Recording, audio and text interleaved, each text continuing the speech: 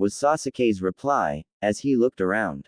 The trio was currently in front of a small house about a mile away from the village, near the main road leading toward the forest. The house was designed plainly, colored beige with a dark roof. The only decoration was an old wheelbarrow, coated with dirt.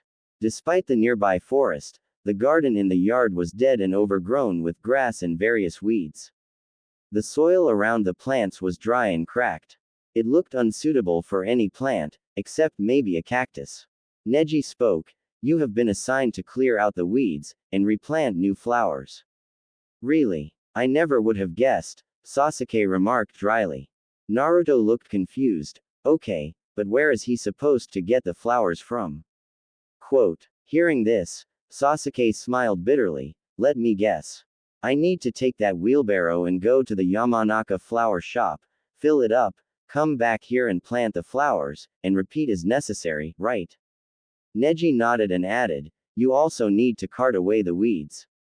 "Of course," Sasuke answered. "Last time I checked, I was still a shinobi. Why do I keep getting gardening assignments?" The raven-haired boy thought, getting very annoyed with this whole community service thing. "This is ridiculous. I'm being treated like a common criminal. Oh wait, I am a criminal. Damn. Naruto, you'd better get going," Sasuke said, walking toward the dead garden. Naruto said nothing. He was just watching the other boy carefully. Neji noticed the scrutiny. "Is there something wrong, Naruto?" "No, not really," he replied, then looked at Neji and asked, "Can you see someone's chakra flow with your Byakugan?" A confused look greeted his question. "Yes, but why are you asking?" Naruto beckoned Neji to follow him. They walked a few feet away, until they were out of Sasuke's range of hearing. Speaking quietly, Naruto made a request, "Can you check Sasuke's chakra flow? Lately, he's been really tired and I'm beginning to think he's overworking himself." Neji glanced at Sasuke, who was ripping the weeds out of the dry earth and tossing them in a slowly growing pile behind him. "He seems fine. Why do you think something is wrong with his chakra?" "When my chakra is low, I feel tired. Isn't that the same with you?" "Yes. All right, I'll do it, but after this, you do need to get going. I was given orders not to waste any time and ensure that Sasuke completes all of his assigned tasks." Neji focused his chakra and closed his eyes. "Byakugan," he called, opening them, revealing the Kekkei Genkei of the Hyuga clan. He turned his gaze back to the Uchiha, and began to frown. It appears your theory is correct, Naruto. His chakra is very low. Much lower than it should be. If I had to guess, I'd say that something was sapping his chakra, but I cannot discern what it could be." "Do you know what it is?" "No." Naruto lied. Truthfully, he suspected that the sudden fatigue was caused by those metal bands on Sasuke's wrists, but he didn't think telling anybody else would be a good idea. His reason was simple. He might be wrong about the bands. Sure, they did have weird-looking symbols carved on them, but they could just be decorative. He needed to ask someone with extensive knowledge on ninja tools. "Thanks for your help, Neji," the blonde said. The Junin nodded, deactivating his Byakugan. "You are welcome." Naruto began walking in the direction of the village, but stopped after a few steps. He turned around and asked Neji, "Do you know where Tenten is?"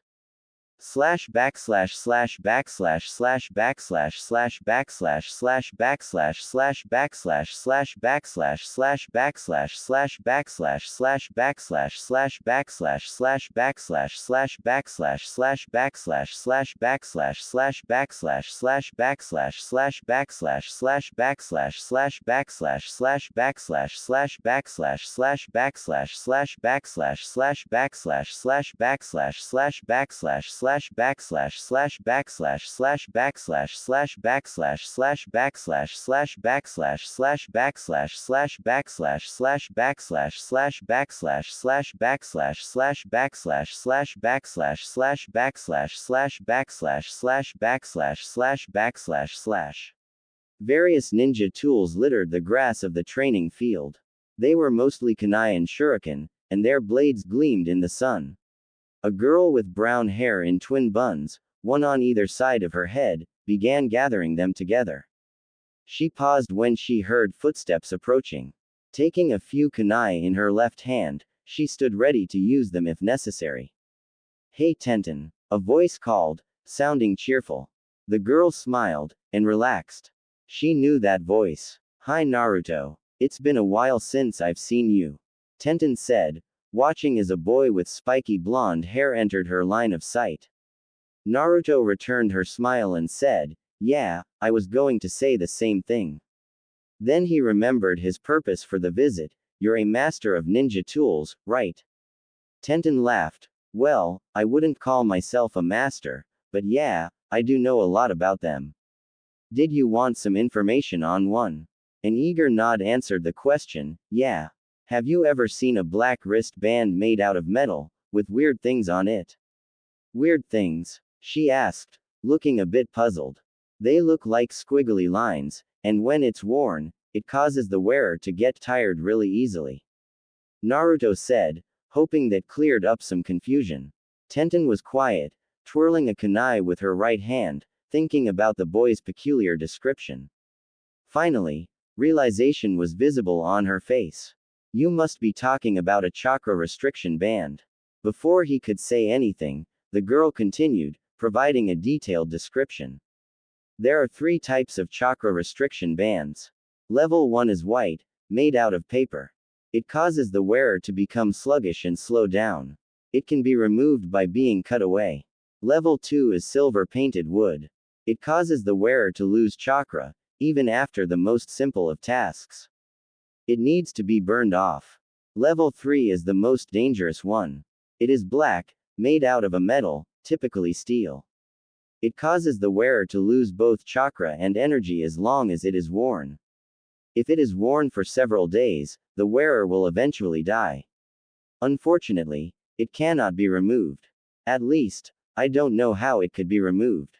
Naruto looked shocked. "How do they work?" "Simple. All 3 levels use a seal. The seal is written or etched onto the surface of the band. The strength of the seal depends on what purpose the bands are needed for. The white is the weakest seal and the black contains the strongest seal. White is usually used to calm someone down, or sedate them. Silver is used on prisoners, to keep them from causing trouble. Black is used as a last resort. It is put on only for the intention of killing someone. The black seal acts like a leech, draining the energy of the wearer until they eventually succumb to extreme fatigue, and their body fails." "Can the seals be broken?" "Yes, definitely the silver and white." Tenten paused, thinking about it. "Maybe the black. I suspect if you have a source of chakra that is stronger than the seal, it will cause the band to break and the effects will stop. However, I don't think a normal person is capable of producing a chakra that is so strong." Naruto said nothing. The blonde was in a state of disbelief. Someone was trying to actually kill Sasuke. Who was it, and why? He didn't know, but there was one thing he knew, without a doubt. "I won't let anybody take him away from me," Naruto thought, resolve evident in his blue eyes. "I will break that seal." With a smile on his face, he addressed Tenten. "Thank you for the info, Tenten. You're the best. I definitely owe you one." The kunoichi looked surprised and felt more than a little confused. In addition to describing a rather vile item, she had just seen Naruto's facial expression shift from being normal and cheerful, to shocked and a little scared, then disbelief, and finally, a determination that suited the blonde. "Sure. Anytime." She hesitated before asking him a question. "Naruto, what made you ask me about the bands? Have you encountered one somewhere?" Naruto lied. "No, I just saw one in an old scroll I was reading. There was no name listed and only a vague description provided, so I decided I could ask an expert." Tenten's brown eyes narrowed. She didn't really believe Naruto's explanation, but had no real reason not to. "Okay, but if you do happen to encounter one of them, can you bring me it, even if it's broken? I'd like to see one up close. Very few have been made, due to their effects. Especially the black one. I've heard they are made only by skilled shinobi who know older,